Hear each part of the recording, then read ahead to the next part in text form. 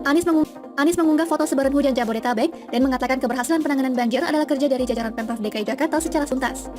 Klaim ini berbanding terbalik dengan data dari Badan Penanggulangan Bencana Daerah atau BPBD. BPBD DKI Jakarta Insaf mengirim keterangan bahwa ada 93 RT di DKI Jakarta yang masih terendam banjir dengan ketinggian 40 hingga 100 cm. Kreasi baru Anies, taman kebanjiran disebut parkir air, ditulis oleh X Hardi dari suar.com. Awalnya Anies menyebut Pemprov DKI sudah merevitalisasi sebanyak 296 taman kota. Proses revitalisasi itu melibatkan partisipasi warga setempat dan ada pemerataan ruang hijau sehingga seluruh pihak memiliki akses ke taman tersebut. Jadi, Taman Maju Bersama atau TMB ini perencanaannya bersama warga setempat. Ada proses partisipasi, ada pemerataan ruang hijau, semua warga punya akses taman. Taman bukan sebagai garden, tapi sebagai park, yang desainnya gak boleh template, satu desain untuk semua taman, kata Anies. Nah, disinilah menariknya guys, atau boleh dibilang lucu sampai bikin kalian geleng-geleng kepala. Anies menjelaskan bahwa terdapat taman yang didesain berada di samping sungai guna sebagai lahan parkir air yang meluap saat musim hujan. Saat musim hujan, ketika sungai airnya meningkat, didesain menampung luapan air sungai sehingga parkirnya di dalam taman, katanya. Dirinya menepis komentar jika taman di dekat sungai dikatakan kebanjiran, melainkan kondisi tersebut sebagai tempat air parkir. Bukan banjir, itu memang parkir air. Jadi kalau di taman diparkirin air, nanti kalau musim kering, air sungai turun, maka air tamannya turun, katanya. Saya benar-benar speechless dengan kemampuan memilih kosakata seperti ini. Saya patut acungkan 2 jempol buat Anies. Meski bertahun-tahun sudah mengamati sepak terjangnya beserta kekonyolannya, tetap saja saya tidak bisa berhenti terpukau oleh kemampuan menata kata seperti ini. Sejak kapan taman dibuat sebagai tempat penampungan air, parkir air? Yang bener aja deh, siapa tukang parkirnya? Apakah bayarnya pakai uang tunai atau e-money?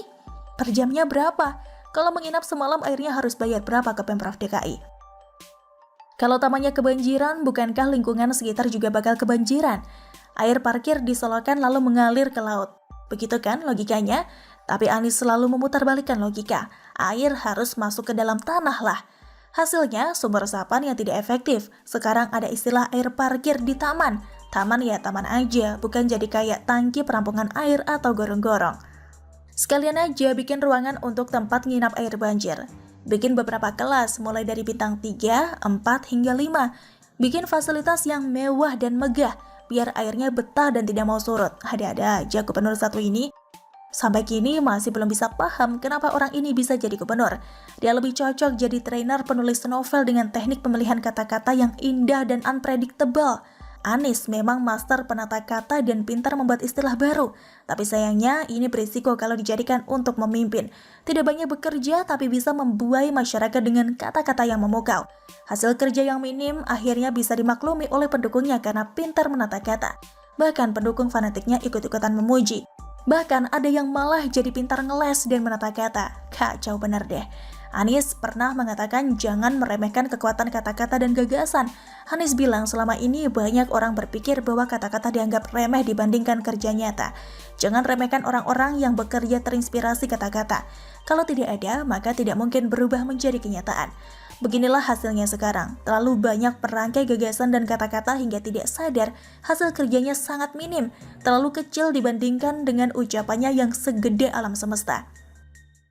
Diminta jangan remehkan kekuatan kata-kata, boleh aja asalkan kerjanya sebanding. Orang bilang banyak omong tapi banyak kerja masih bisa dimaklumi. Tidak banyak omong tapi tidak bisa bekerja, juga bisa dimaklumi. Tak banyak omong tapi banyak kerja dan kelihatan hasilnya, ini luar biasa. Ini kerja senyap beneran, tahu-tahu hasilnya udah jadi. Yang paling parah adalah banyak omong tapi kerjanya gak sebanding. Model begini yang paling malu-maluin. Yang merasa sudah mulai tidak tahan dengan Anies, silakan bersabar lagi. Yang sudah tidak tahan silahkan tidur dan bangun lagi sampai Oktober 2022. Kalau pendukungnya malah bangga. Dan kalau bisa Anies menjadi presiden biar Indonesia menjadi negara yang superpower dalam ngeles dan merangkai kata. Rakyat tidak butuh kata-kata. Bagaimana menurut Anda?